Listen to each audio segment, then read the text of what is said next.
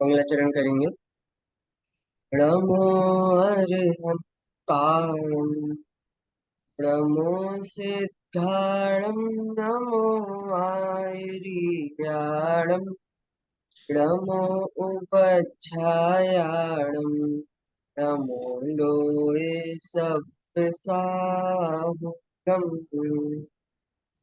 मंगलम भगवान वीरो मंगलम गौतमो गणी मंगलम कुंत कुंतार्यो जैन धर्मोस्तु मंगलम सर्वमंगल मांगल्यम सर्व कल्याण कारकम प्रधानां सर्वधर्माणां जैनम जयतु शासनम जैनम जयतु शासनम।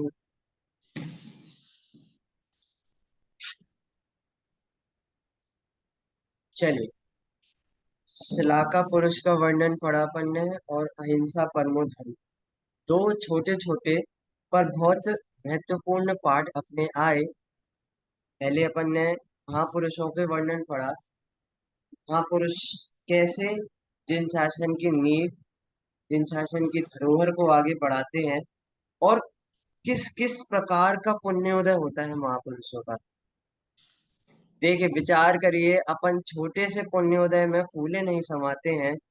कोई अपने पास नई गाड़ी आ जाए, जो अपने गांव या अपने क्षेत्र में वो गाड़ी अभी अपनी नहीं आई है, उसमें हम कितने कितने कितने भूल जाते हैं कि भैया हमारे पास ये गाड़ी है। चक्रवर्ती की वैभव संपदा को एक बार विचार करना। 84 लाख हाथी, विचार करिए, 84 लाख हाथी और कितने करोड़ घोड़े, 96,000 रानियां। अरे, इतनी वैभव संपदा का तो कोई विचार नहीं कर सकता आज के समय में। इतनी वैभव संपदा उन महापुरुषों के पास हो चुकी है, और इतनी वैभव संपदा को भी अपने स्वरूप के लिए वे महापुरुष त्याग कर चले। और ऐसा नहीं होता कि राज्य भोग रहे हैं और एकदम से ही वैराग्य आ गया। अंदर में जितना ये जो राजपाट है, उसके प्रति धीरे धीरे निवृत्ति चलती रहती है। जैसे भरत चक्रवर्ती हैं। भरत चक्रवर्ती एक उदाहरण आता है कि एक बाहर का व्यक्ति आया, उसने बोला कि महाराज, आपके पास तो इतना बड़ा राज्य है, इतनी रानियां हैं, इतने भोग हैं, इतने उपभोग हैं, क्या कुछ नहीं है आपके पास।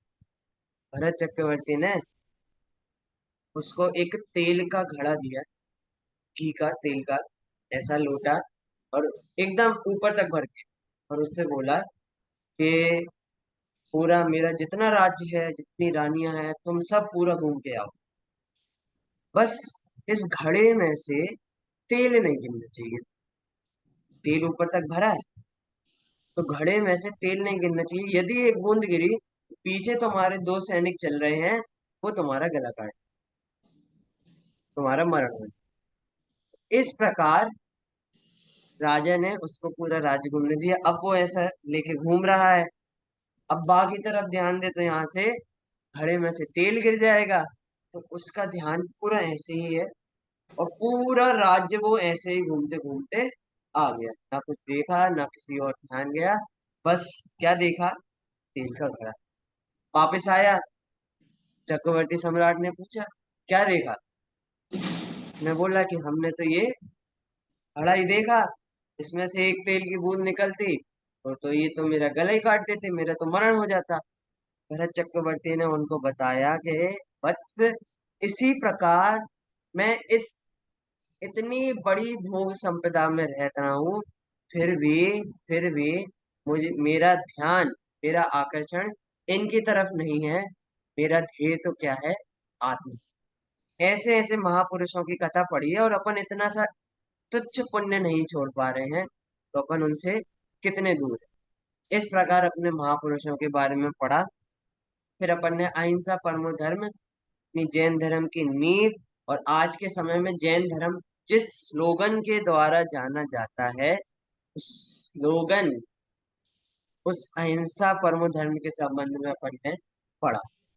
एक अभी कुछ मतलब 2-3 दिन पहले एक न्यूज आई थी, पोस्ट आई थी, कि एक विदेशी था, मतलब क्या बोलते, अब मुझे पता नहीं कहाँ का था। तो उसने विचार किया, मैं सारे धर्म एक एक साथ पढ़ूंगा, और सब धर्मों में से जो मुझे सबसे सही लगेगा, लॉजिकली, साइंटिफिकली, और मेरे बिलीफ में जो सबसे सही बैठेगा, मैं उसको फॉलो करूंगा। तो उसने धीरे धीरे सब धर्मों को पढ़ना चालू। बहुत सारे धर्म पढ़े उसने, जो राष्ट्रियन और मतलब अरेबियन, मतलब जितने जितने भी आते हैं। और उसके बाद फिर बाद में उसने जैन धर्म को पढ़ना चालू। और जब उसने जैन धर्म को पढ़ना चालू ही किया था, तो उससे किसी ने बोला कि भैया ये तो हिंदू धर्म की शाखा है, आप हिंदू धर्म को क्यों नहीं पढ़ते? तो उसने हिंदू धर्म पढ़ना चालू किया। तो हिंदू धर्म उसको उसने पढ़ा। उसके बाद फिर उसने जैन धर्म को पढ़ना चालू। तो वो जैन धर्म के इस अहिंसक आचरण मात्र से ही इतना प्रभावित हुआ, उसको ये साइंटिफिकली, लॉजिकली, ये जो जैन धर्म का अहिंसक आचरण है वो इतना सही लगा कि उसने जैन धर्म के बारे में ही और पढ़ना चालू कर। और फिर उसने जैन धर्म के जो 7 तत्व हैं इन सब के बारे में पढ़ा। तो उसको सब धर्मों से भिन्न जैन धर्म ही सत्य भाषित हुआ। ऐसा भी आया था, पोस्ट आई थी ऐसी। तो इस प्रकार जैन धर्म की अहिंसा, जहाँ पे विश्व की अहिंसा खत्म होती है, वहाँ जैन धर्म की अहिंसा प्रारंभ होती है। इस प्रकार जैन धर्म का अहिंसा महापरमो धर्म है, इसकी समझ पर ने चर्चा करी थी। आज एक बहुत अच्छा चैप्टर अपन पढ़ने वाले हैं। ये चैप्टर वैसे भागों में नहीं होता है, जो पहले अपने भाग थे बालबोध इत्यादि, उसमें ऐसा कोई चैप्टर नहीं था। बाकी सब चैप्टर तो थे कि इतिहास के आलोक में जैन शासन का प्रभुत्व। अपनी जो हिस्ट्री अपन पढ़ते हैं, कौन सी हिस्ट्री? के मेडिवल और प्री मेडिवल। आप पढ़ेंगे मेडिवल हिस्ट्री।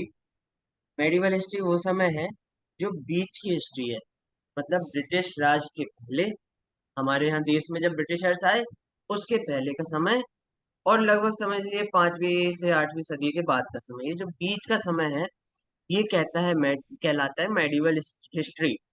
ठीक है, मतलब बीच का इतिहास। क्योंकि ब्रिटिशर्स जब आए, ये एकदम नया नया इतिहास हो गया, और उसके पहले का इतिहास वो पुराना इतिहास हो गया। तो ये मेडिवल हिस्ट्री, बीच की हिस्ट्री कहलाती है। तो इस समय ऐसा समझ लीजिए कि दूसरी चौथी शताब्दी से लेके अपनी 15वीं शताब्दी करीब तक कैसे कैसे जैन शासन के प्रभुत्व पैदा हुए हैं, जिनने जिन शासन की गरिमा रखी और जिन शासन का प्रचार प्रसार किया। ऐसे कौन कौन से पुरुष हुए हैं, उनके संबंध में अपन अभी चर्चा करेंगे। वे कौन कौन से पुरुष थे और उनने कैसे कैसे जिन शासन की गरिमा रखी। सद्धर्म प्रेमी मंगलार्थियों, जैनत्व की गरिमा को अक्षुण्ण रखने में तथा संवर्धन करने में जिनका योगदान उल्लेखनीय है, ऐसे वीरों में से कुछ का परिचय करते हैं। जैनत्व की गरिमा को अक्षुण्ण रखने में, जैन धर्म की गरिमा को बढ़ाने में कैसे कैसे वीर हुए हैं, उनके संबंध में यहाँ पे कुछ बताया है, अपन के बारे में पढ़ते हैं। चलिए, सबसे पहले नाम आता है चाणक्य और सम्राट चंद्रगुप्त मौर्य। चाणक्य और सम्राट चंद्रगुप्त मौर्य, ये चाणक्य और सम्राट चंद्रगुप्त मौर्य, ये दोनों वही थे जिनने 4 BC में, मतलब ईसा के 4 सदी पहले, जो नंद वंश का राजा था, नंद वंश, नंद वंश का जो राज्य चल रहा था, उसका उच्छेद कर, उसको पलट कर मौर्य वंश की स्थापना करी। मौर्य वंश की स्थापना करी थी। चंद्रगुप्त मौर्य का नाम तो आप लोग सबने सुना ही होगा। और चाणक्य का नाम आप लोगों ने तो एकदम ही सुना। चाणक्य का नाम हिंदी साहित्य में जगह जगह आता है। और खासकर चाणक्य ने एक विशेष संवाद वाक्य ग्रंथ लिखा है, चाणक्य नीति। कहीं आपने सुना हो, चाणक्य नीति नाम से उन्होंने बहुत, मतलब इतना बढ़िया ग्रंथ लिखा है कि उसमें लिखी जितनी भी बातें हैं, वो आज के परिप्रेक्ष्य में भी एकदम लॉजिकल है, एकदम। मतलब जो जो भी बात उनने कही है, वो आज के परिप्रेक्ष्य में एकदम सही साबित हो, आज के समय में। ऐसी उनकी चाणक्य नीति। एक आध अपन पॉइंट लें। एक आध ऐसा आता है उनकी चाणक्य नीति में कि किसी भी व्यक्ति को आवश्यकता से अधिक सीधा नहीं होना चाहिए। वन में जाकर देखो, सीधे तने वाले पेड़ ही काटे जाते हैं, टेढ़े पेड़ों को कोई छूता भी नहीं। अपन ऐसे धर्म के परिप्रेक्ष्य में नहीं समझ रहे, चाणक्य नीति उनने लौकिक के हिसाब से लिखी है कि आवश्यकता से अधिक सीधा किसी को नहीं होना चाहिए।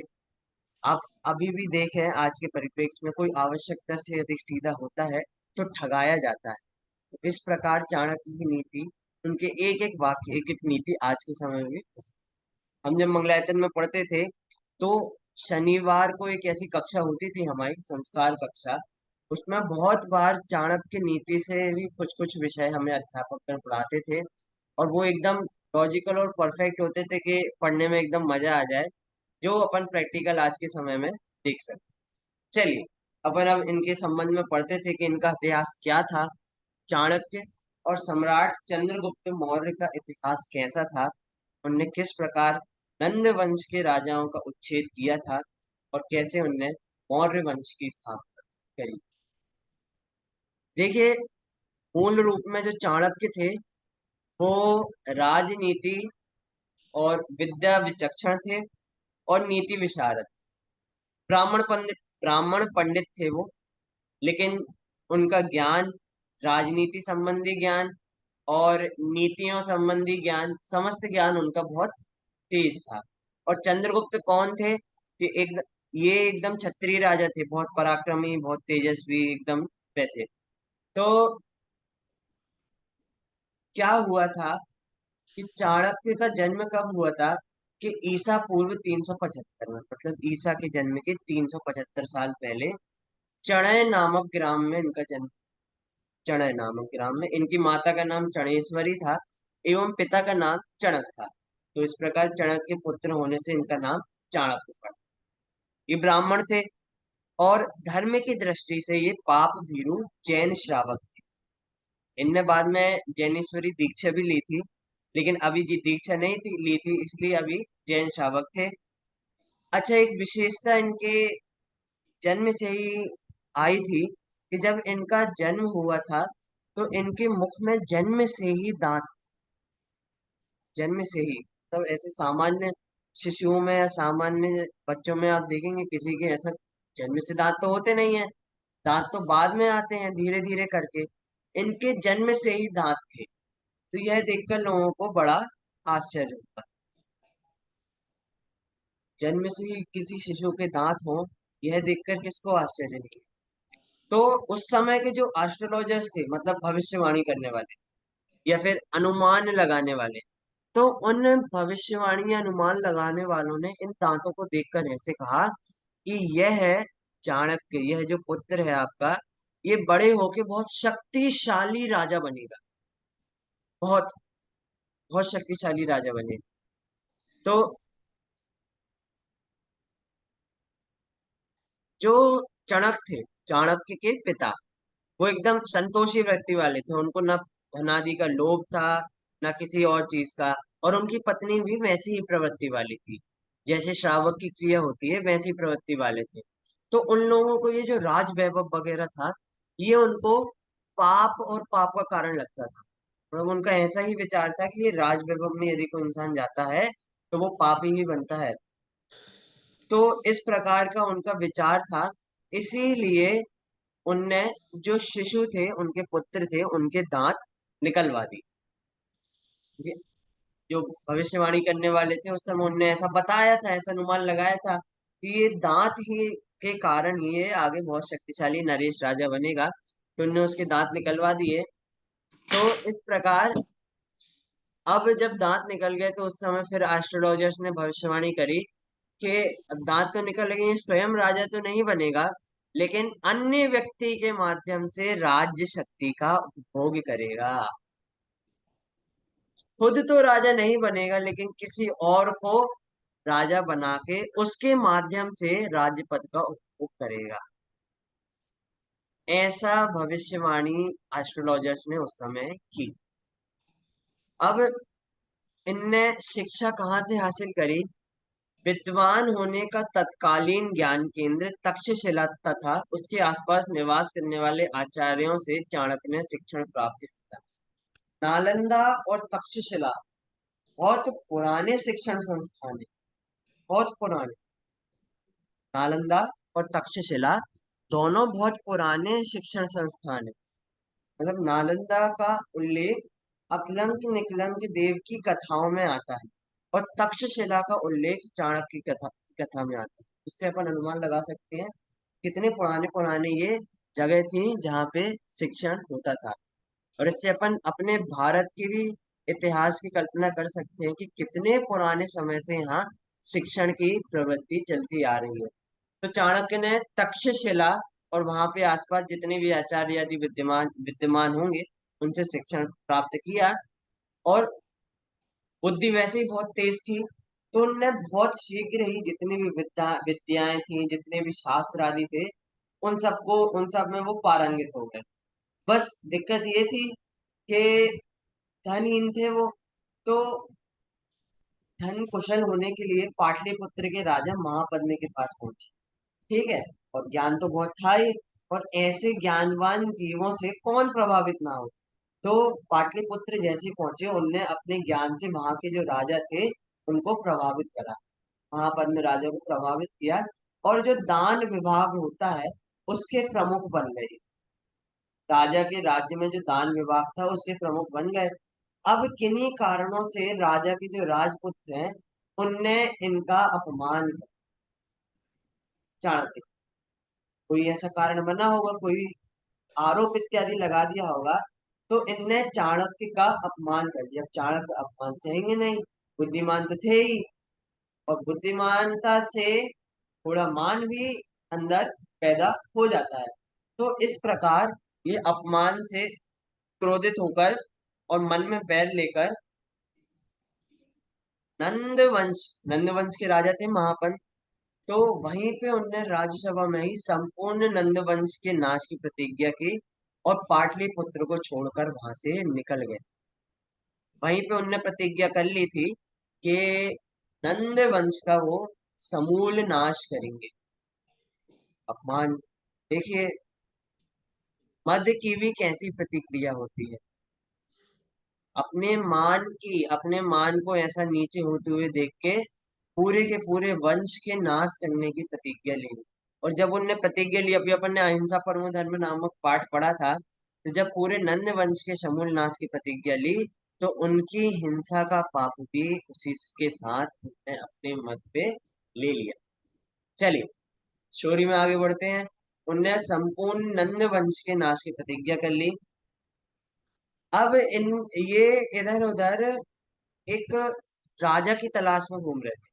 इनको ऐसा वीर तेजस्वी राजा चाहिए था जो सहजता से, मतलब अच्छे पराक्रम से नंद वंश को समूल उखाड़ दे। तो इनको एक जगह चंद्रगुप्त में, और जब चंद्रगुप्त के को परखा इनने, तो चंद्रगुप्त में इनको बचपन से ही वीरता दिखाई दी, एकदम पराक्रमी तेजस्वी बालक जैसे। कुछ कुछ प्रकार के बालक अलग ही दिख जाते हैं कि अलग भविष्य में जाके होशियार बनेगा या भविष्य में जाके खेल कूद में आगे रहेगा। तो उनको बचपन में ही चंद्रगुप्त में वीरता की झलक दिखी, और उससे प्रभावित होकर उनने उनके माता पिता से आज्ञा ली और ये आश्वासन दिया कि वो उनके पुत्र को राजा बनाएंगे। तो इस प्रकार वो चाणक्य चंद्रगुप्त को अपने साथ ले गए। बहुत वर्षों तक चंद्रगुप्त की ट्रेनिंग हुई। ट्रेनिंग कैसी कि नंद वंश के राजा थे, या नंद वंश का जो पूरा राज्य था उसको उखाड़ना है। तो उनने कई वर्षों तक चंद्रगुप्त को सारे अस्त्र शस्त्र, युद्ध विद्या, कूटनीति, राजनीति, सारे ज्ञान दिए। एक राज्य को चला, पहले एक राज्य को जीतने के लिए और फिर उस राज्य को चलाने के लिए जितना भी ज्ञान विज्ञान शास्त्र हो सकता है वो उनने सब चंद्रगुप्त को दी। और धीरे धीरे जब वो शिक्षा दे रहे थे चंद्रगुप्त को, बहुत सारे उनने युवा साथी भी अपने साथ ले लिए, क्योंकि अकेले तो इतने बड़े राजाओं से वो जीत नहीं सकते। तो सारे ऐसी उनने अपनी सेना भी बनाई।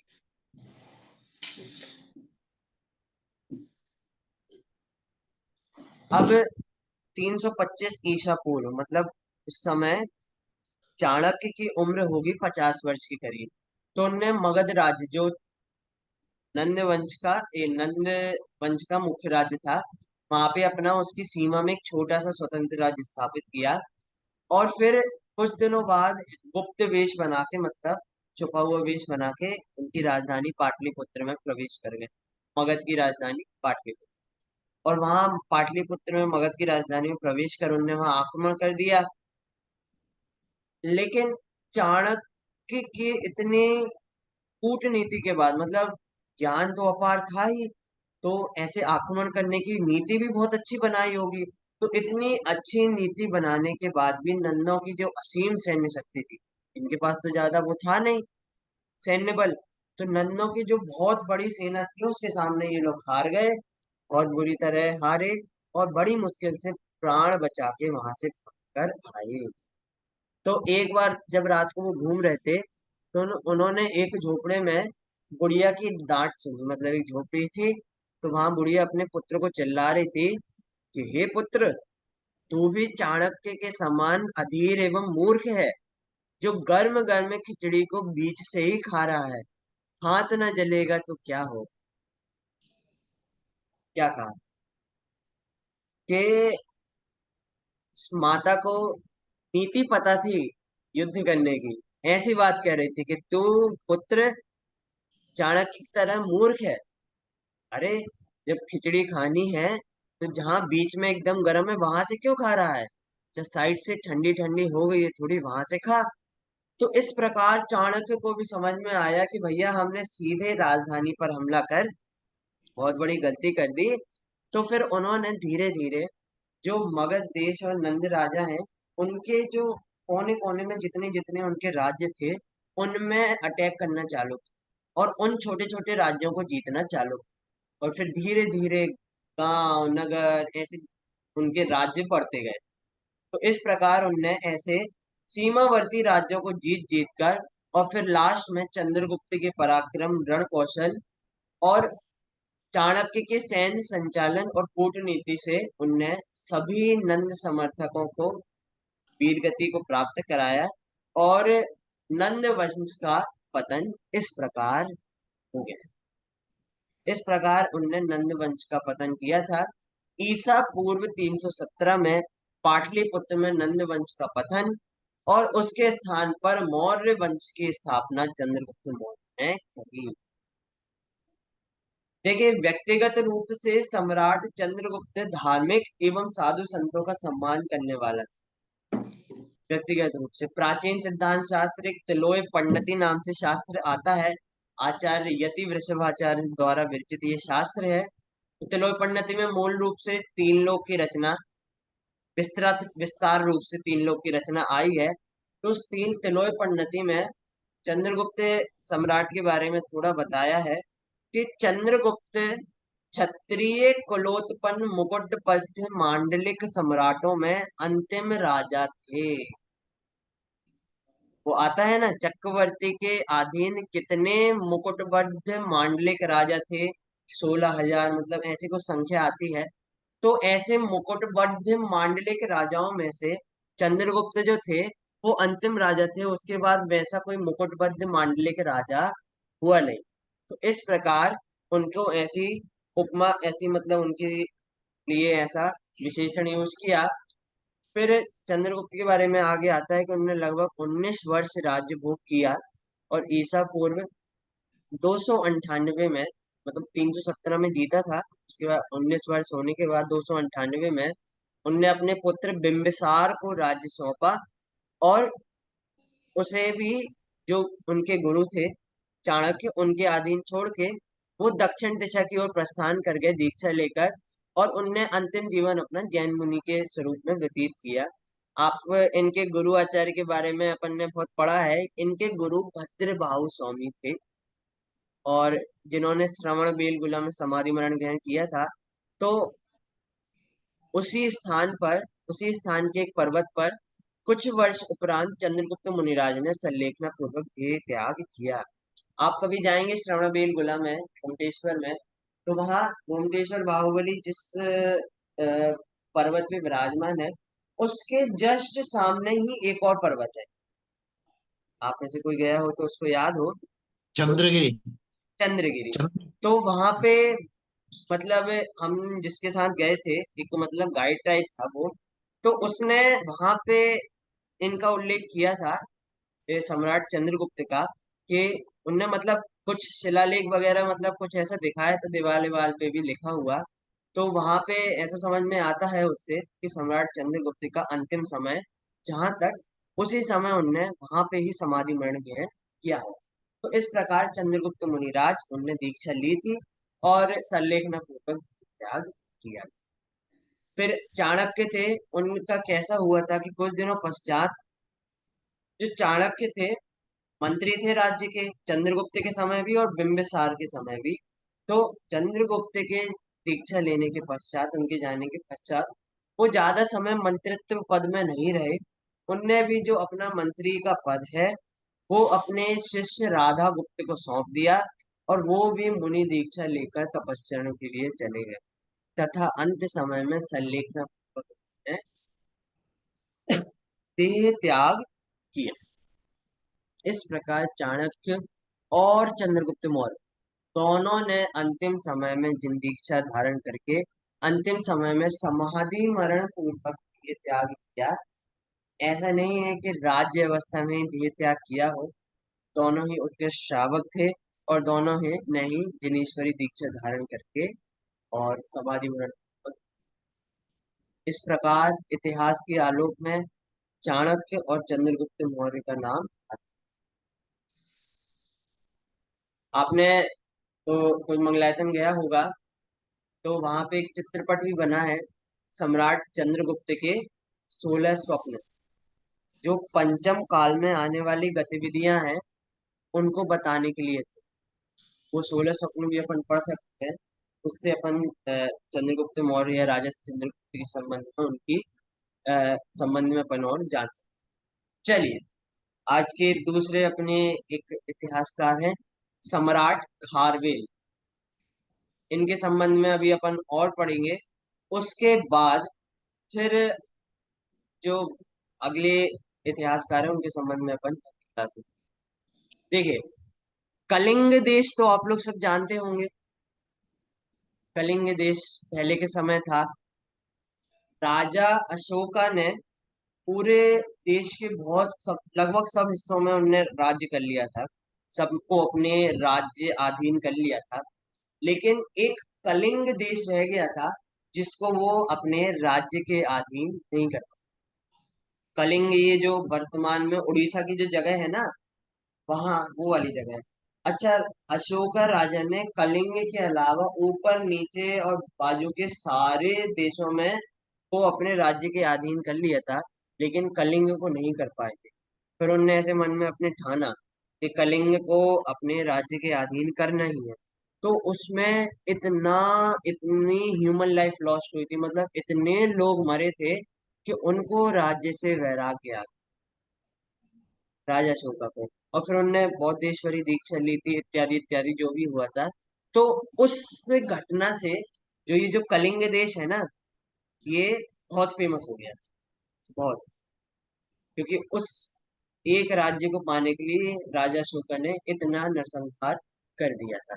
तो ये लेकिन उसके पहले की घटना है, ये दूसरी शताब्दी की घटना है, मतलब ईसा के होने के 200 साल पहले। तो उस समय कलिंग के राजा थे महामेघवाहन एल खारवेल।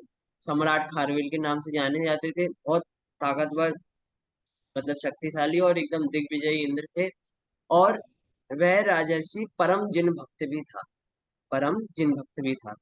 अपने समय में उसने कलिंग देश को भारतवर्ष की सर्वोपरि राज्य शक्ति बना दिया था, सर्वोपरि राज्य शक्ति बना दिया था। देखिए, यही मुख्य आधारशिला थी कलिंग देश की, कि वो इतना बड़ा राज्य शक्ति बन गया था कि इतने बड़े राजा के सामने भी बहुत बड़ा युद्ध उसने छेड़ दिया। उसने लोकहित और जैन धर्म की प्रभावना के भी अनेक चिर स्मरणीय कार्य किए थे। वर्तमान में यही उड़ीसा ही अपन जान चुके हैं, उड़ीसा के स्थान पे ही वो कलिंग राज था। अच्छा, जैन धर्म का भी कलिंग देश से बहुत पुराना इतिहास था। जो हमारे 18वें तीर्थंकर अरहनाथ थे, उनका जो प्रथम पारणा हुआ था, प्रथम आहार हुआ था, वो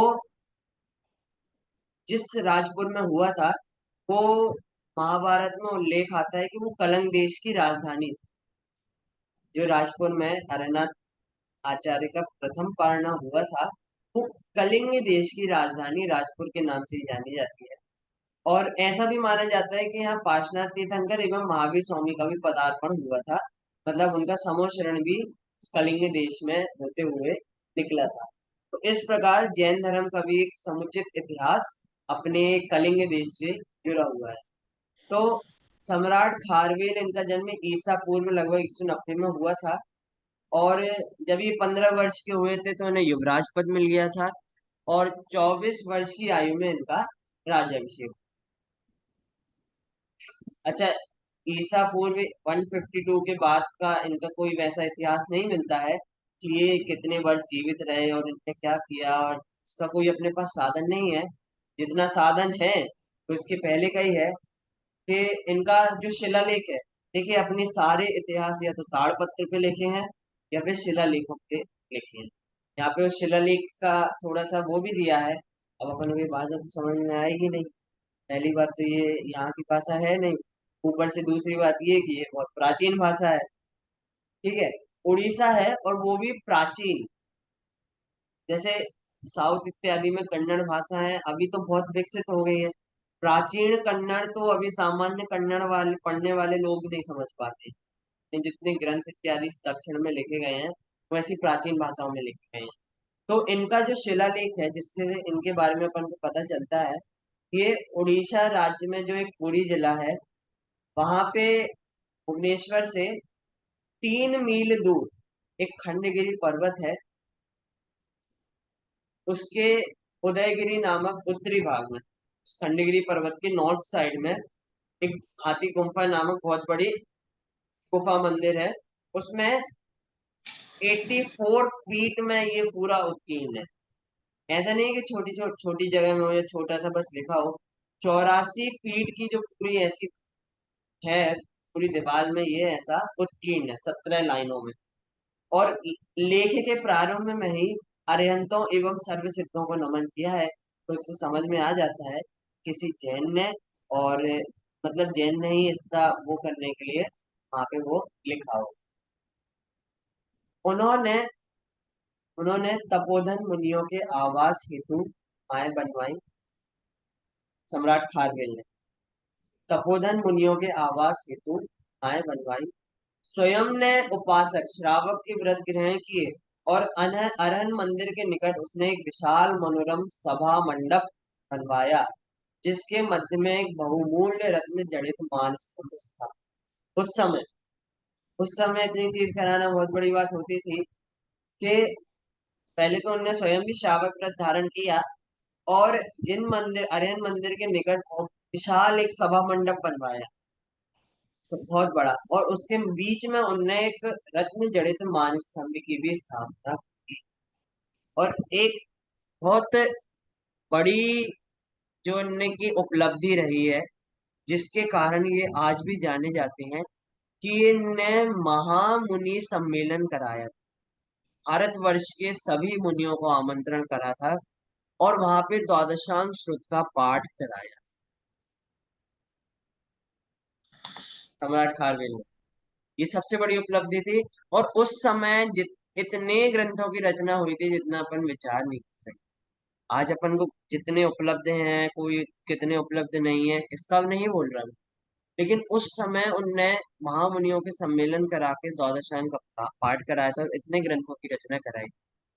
और जिनेन्द्र भगवान का उपासक राजर्षि, जो स्वयं को भिक्षुराज कहता था, संभव है कि गृह और राज कार्य से विराम लेकर जैन मुनि के रूप में उसने कुमारी पर्वत पर तपस्चरण करके आत्म साधना की हो।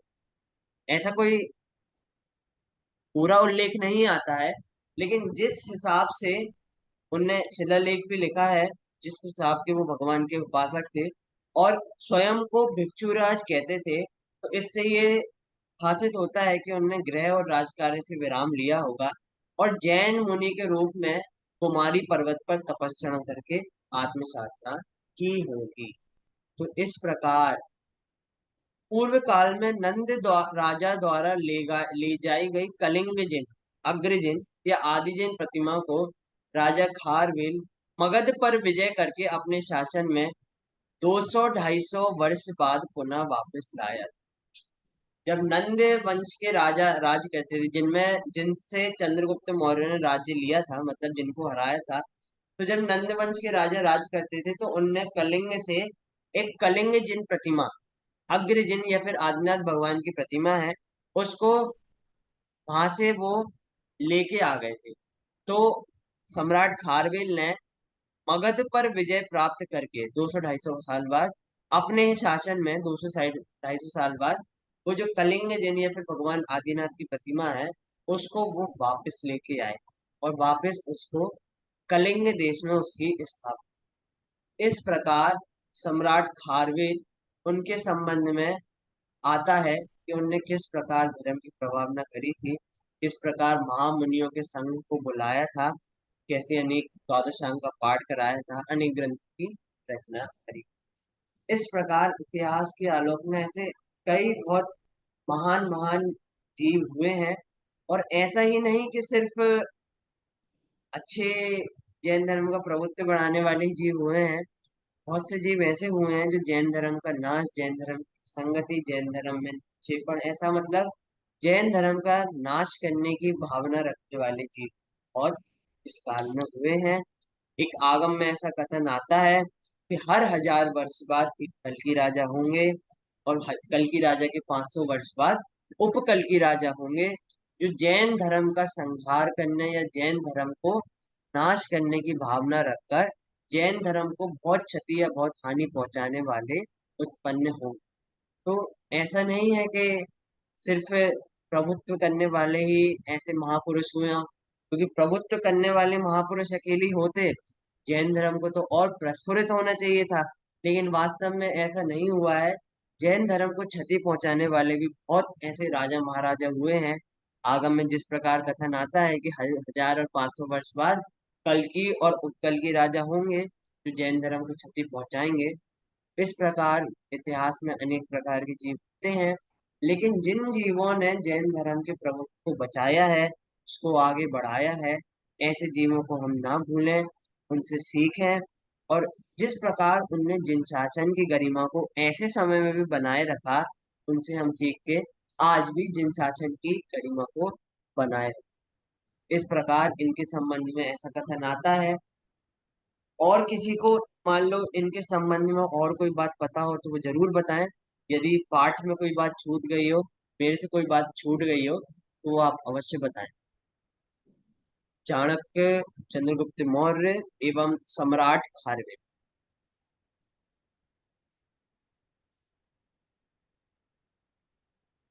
चलिए, तो इस प्रकार हमने आज चाणक्य, चंद्रगुप्त मौर्य और सम्राट खारवेल के संबंध में, इनके इतिहास के संबंध में कैसी कैसी घटनाएं हुई, इसके संबंध में थोड़ा पढ़ा। इनकी इतिहास के संबंध में कोई प्रश्न हो वो जरूर पूछें अभी।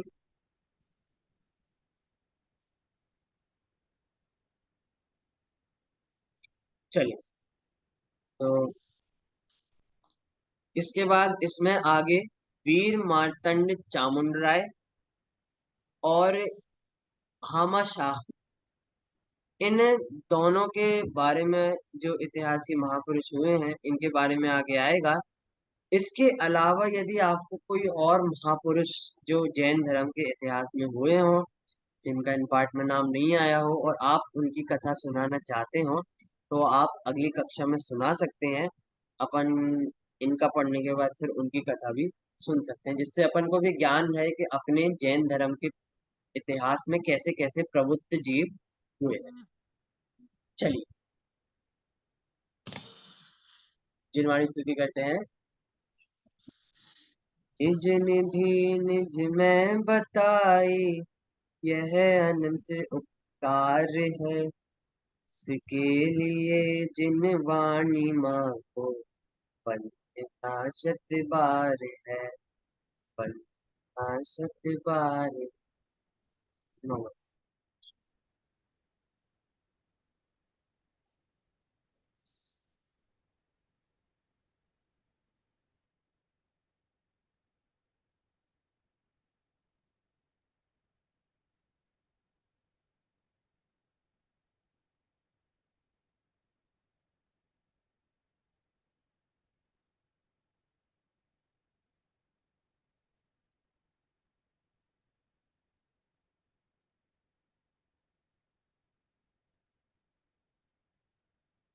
वृद्धाश्रम में जिनवाणी माता की जय।